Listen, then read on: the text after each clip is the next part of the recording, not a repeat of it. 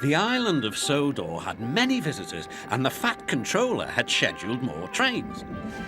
Gordon, the big engine, had to work harder than ever before. "Come on," he called to the coaches. "Come on, come on, come on. The passengers rely on me to be on time."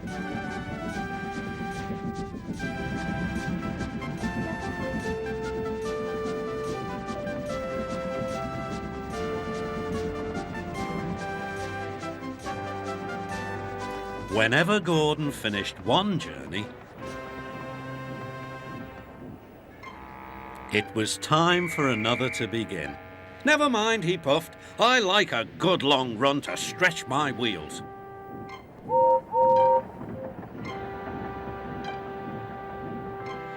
Even so, the fat controller decided that Gordon needed a rest. "James shall do your work." James was delighted. He liked to show off his smart red paint and was determined to be as fast as Gordon.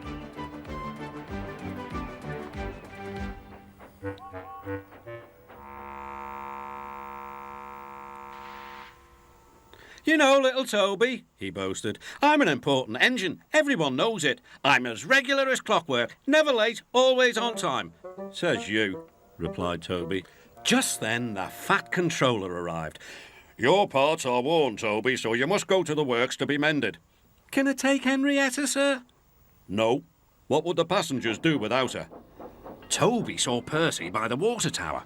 "Don't worry, Toby," said Percy. "I'll take care of Henrietta until you get back." Soon Toby was out on the main line. He clanked as he trundled along. He's a little engine with small wheels. His tanks don't hold much water. He had come a long way and began to feel thirsty. In the distance was a signal. "Good," he thought. "There's a station ahead. I can have a nice drink and a rest until James has passed." Toby's driver thought so too. Toby was enjoying his drink when the signalman came up. He had never seen Toby before. Toby's driver tried to explain, but the new signalman wouldn't listen. "We must clear the line for James with the express. You'll have to get more water at the next station." Toby clanked sadly away.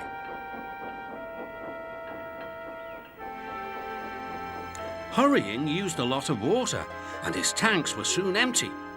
Poor Toby was out of steam and stranded on the main line. "We must warn James," said the fireman. Then he saw Percy and Henrietta. "Please, take me back to the station. It's an emergency." Henrietta hated leaving Toby. "Never mind," said Percy. "You're taking the fireman to warn James. That's a big help." Henrietta felt much better. James was fuming when he heard the news.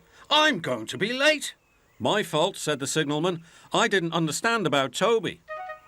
"Now, James," said his driver, "you'll have to push Toby." "What, me? Me? Push Toby and pull my train too?"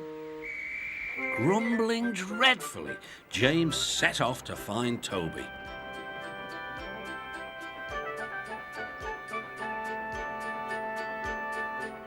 He came up behind Toby and gave him a bump. "Get on, you!"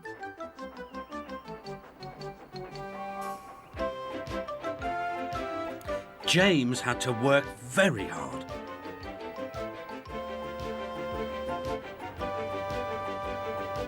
When he reached the workstation, he felt exhausted. Some children were on the platform. "Coo," said one, "the express is late and it's got 2 engines. I think James couldn't pull it on his own, so Toby had to help him." "Never mind, James," whispered Toby. "They're only joking." "Ha, ha," said James.